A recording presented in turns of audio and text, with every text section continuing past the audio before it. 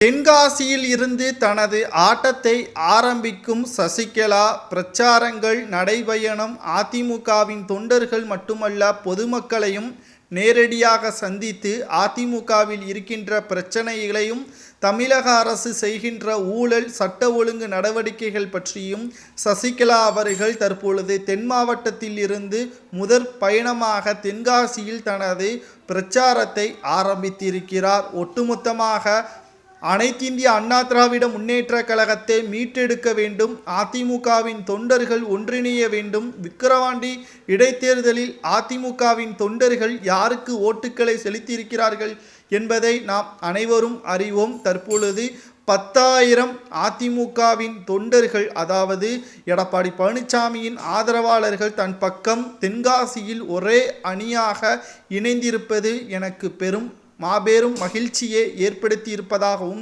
எனது முதல் வெற்றியாக இதை நான் பார்க்கிறேன் என்றும் கூறியிருக்கிறார் சசிகலா அவர்கள். தென்காசி, கடைநல்லூர், சங்கரங்கோவில், செங்கோட்டை போன்ற அனைத்து தொகுதிகளிலும் சசிகலா அவர்கள் தொண்டர்களை சந்தித்து வருகிறார். இதில் 10,000 தொண்டர்கள் சசிகலாவிற்கு ஆதரவுகள் தெரிவித்திருப்பதாக செய்திகள் ஒன்று வெளியாகியிருக்கிறது. இதைத்தான் எடப்பாடி பழனிசாமி அவர்களிடம் செங்கோட்டையன் அவர்கள் புரிய வைத்து கொண்டிருக்கிறார்.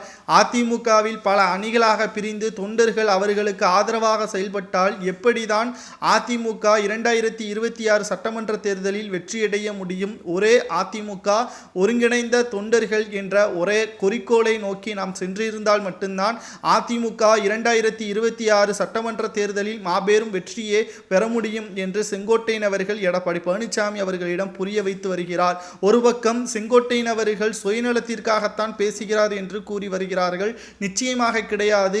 அதிமுகவில் 48 ஆண்டு அனுபவங்கள், அதிமுகவில் அமைச்சர் பதவியை கொடுத்தாலும் சரி, அமைச்சர் பதவி அவரிடம் இருந்து பறிக்கப்பட்ட போதிலும் சரி, அதிமுகவை விட்டு கொடுக்காமல் தான் அவரது செயல்பாடுகள் இருந்திருப்பதை நம்மால் பார்க்க முடிகிறது.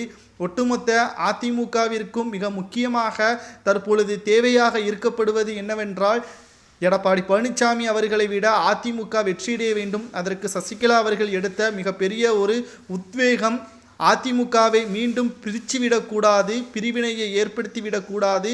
தற்பொழுதே 10,000 தொண்டர்கள் சசிகலாவிற்கு ஆதரவுகளை தெரிவித்து வருகிறார்கள். தமிழகம் முழுவதும் சசிகலா அவர்கள் அதிமுகவின் தொண்டர்களை சந்தித்தால் மீண்டும் அதிமுக மிகப்பெரிய டெபாசிட்டை இழக்கக்கூடிய நிலைமைக்கு உருவாகும். அதிமுக இரட்டை இலை சின்னத்தை இழக்க நேரிடும் என்ற தகவல்களை செங்கோட்டையன் அவர்கள் கூறுவது சரியா என்பதை மட்டும் உங்களது கருத்துக்களை கமெண்டில் கூறுங்கள்.